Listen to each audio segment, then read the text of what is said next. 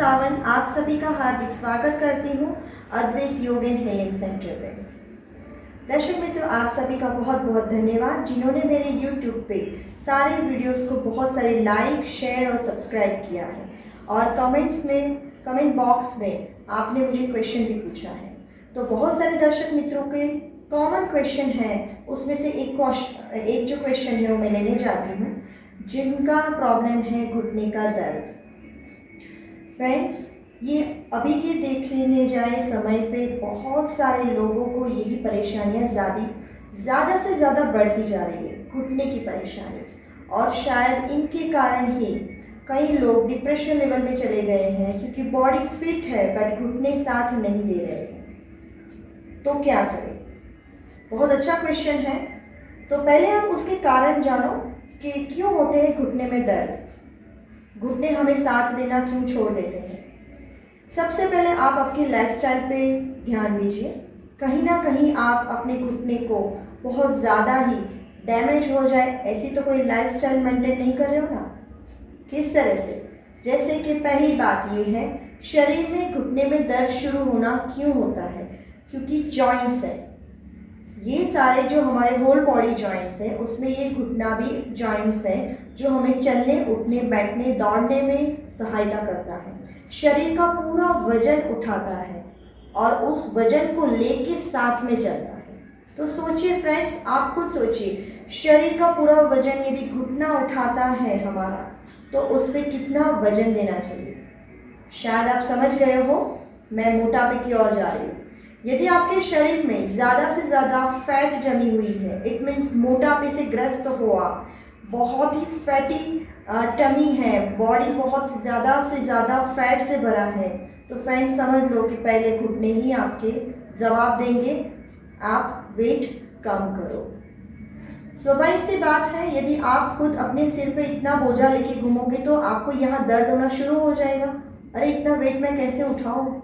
वो बोल नहीं रहे बट वो साइन कर रहे हैं हमें कि बस अभी बॉडी बता रही है अब वेट कम करो, घुटने जा रहे हैं।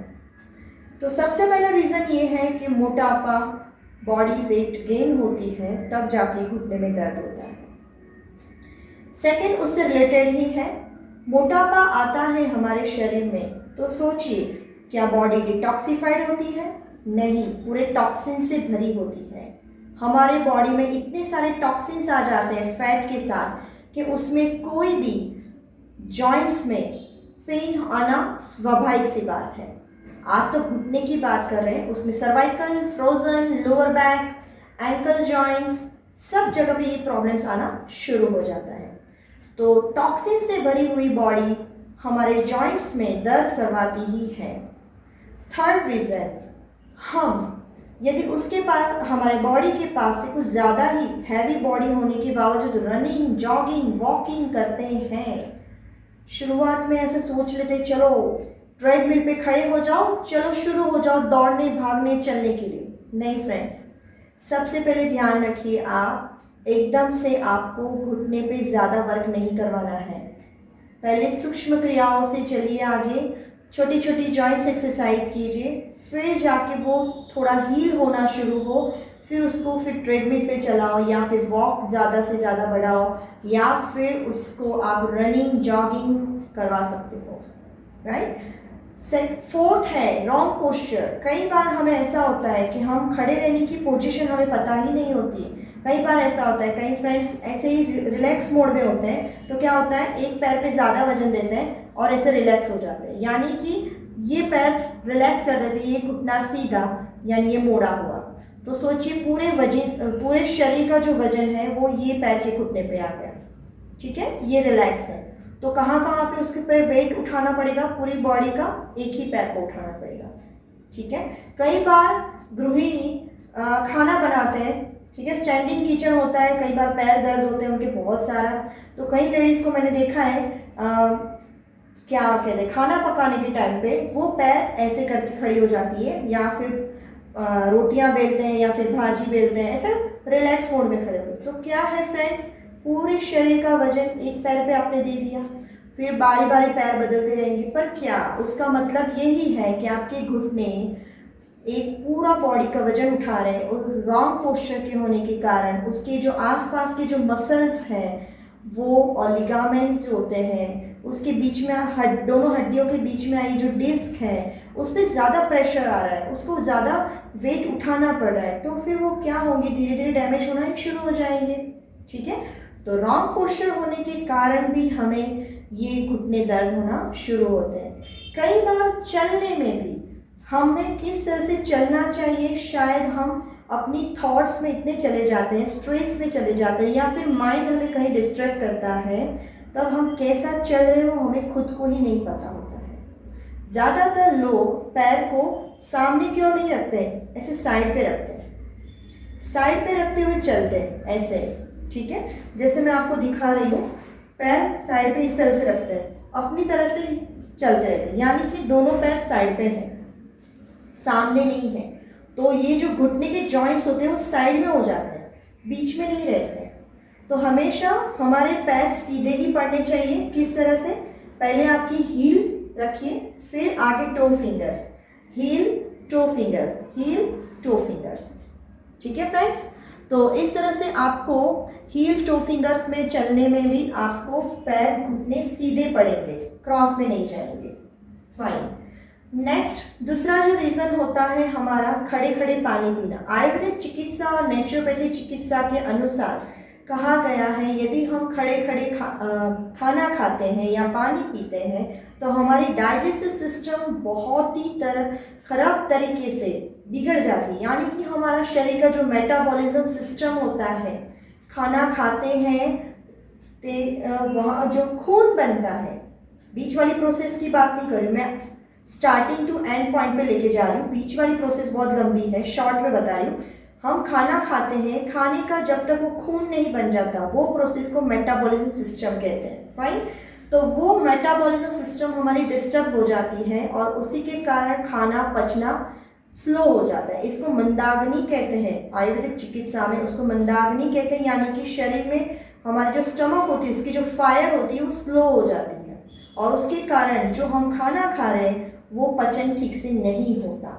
और जब वो नहीं होता यानी कि खाना जो 3 घंटे का टाइम होता है उसमें पचता नहीं है, दोपहर का खाया हुआ खाना शाम तक डाइजेस्ट ही नहीं होता है, तो वो क्या होता है, पड़े पड़े वो गैस बनना शुरू हो जाता है।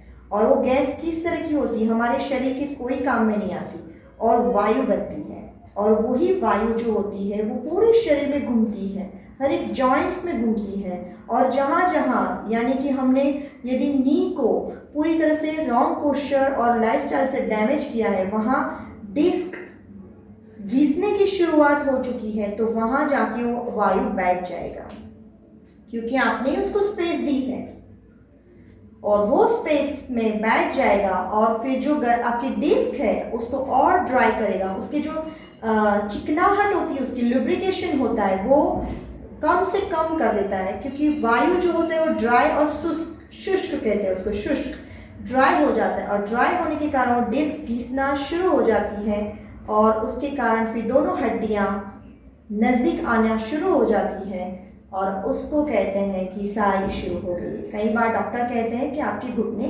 घिसना शुरू हो गए, तो ये प्रोसेस होता है, उसके पीछे ये प्रोसेस होता है और जिम्मेदार हम खुद ही होते हैं उसको घिसाई शुरू करवाने के लिए।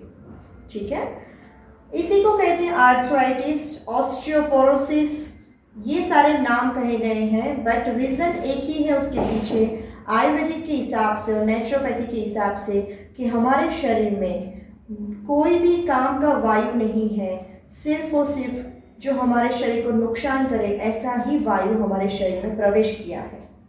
तो ये सारे रीज़न होते हैं फ्रेंड्स कि हमारे घुटने घिसने शुरू हो जाते हैं और लाइफस्टाइल मेंटेन नहीं रहती है, उसके कारण ये सारी दिक्कतें आती हैं। और दूसरा जो है फ्रेंड्स, बहुत सारे रीज़न तो मैंने आपको बता ही दिए हैं। हाँ, आज का जो क्रेज़ रहा है, मैं किसी को पॉइंट नहीं कर रही हूँ, बट यदि आप प्रॉपर जानकारी नहीं रखते हो तब तक आप कोई भी ऐसी हार्ड एक्सरसाइज मत कीजिए, और यदि प्रॉपर टेक्निक नहीं जानते हो तो वो एक्सरसाइज बिल्कुल भी मत कीजिए। ठीक है, रॉन्ग एक्सरसाइज, रॉन्ग पोस्चर होने के कारण ही हमारे घुटने में दर्द आना शुरू हो जाता है। मैदे वाली चीज़ खाना, चिल्ड पानी पीना, जंक फूड खाना, नींद कंप्लीट नहीं लेना, शरीर मोटापे से पूरा भरा हुआ हो, तो फिर हमें घुटने के दर्द क्या पूरे शरीर में दर्द होना शुरू हो जाते हैं। तो फ्रेंड्स, ये थी जानकारी घुटने के दर्द की कि क्यों आता है, ये दर्द कहाँ से शुरू होता है। तो पहले है पेट सफ़ा तो हर रोग दफ़ा।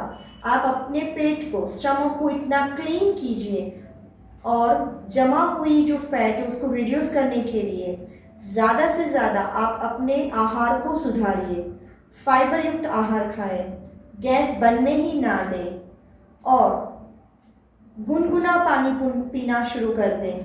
तो ये सारे जो वायु होते हैं शरीर में नहीं काम के होते हैं, वो धीरे धीरे स्टॉप हो जाएंगे और आपको घुटने के दर्द से मुक्ति भी दे पाएंगे। ये थी जानकारी सिर्फ और सिर्फ घुटने के दर्द क्यों हो रहे हैं। फ्रेंड्स, नेक्स्ट में हम जानेंगे कि घुटने के दर्द में हम किस तरह से बैठ के एक्सरसाइज करें और किस तरह से हम चेयर पर बैठ के एक्सरसाइज करें। पहले तो ज़मीन पे बैठेंगे, चेयर पर बैठेंगे, खड़े रहेंगे और सारी एक्सरसाइज जानेंगे। जो साधक नीचे नहीं बैठ रहे हैं, नीचे बैठ ही नहीं पा रहे हैं, उनके लिए नेक्स्ट में आपको ये एक्सरसाइज जानने को मिलेगी कि आप कैसे अपने आप को नीचे बैठना भी शुरू करवा सकते हैं। ठीक है, ओके। यदि आपको ये जानकारी बहुत पसंद आई है तो फिर से वापस मैं आपको कहूँगी, लाइक, शेयर और सब्सक्राइब कीजिए और जो भी नहीं जानते हैं इसकी जानकारी तो उनको भी शेयर कीजिए। ठीक है, और मैं ऐसी आशा रखती हूँ कि जितना भी आपने यहाँ से जानकारी लिया अपने लाइफ में आप उसका यूज़ करोगे और फिर बाद में आप मुझे फीडबैक भी दोगे। ठीक है, चलिए, नमस्कार।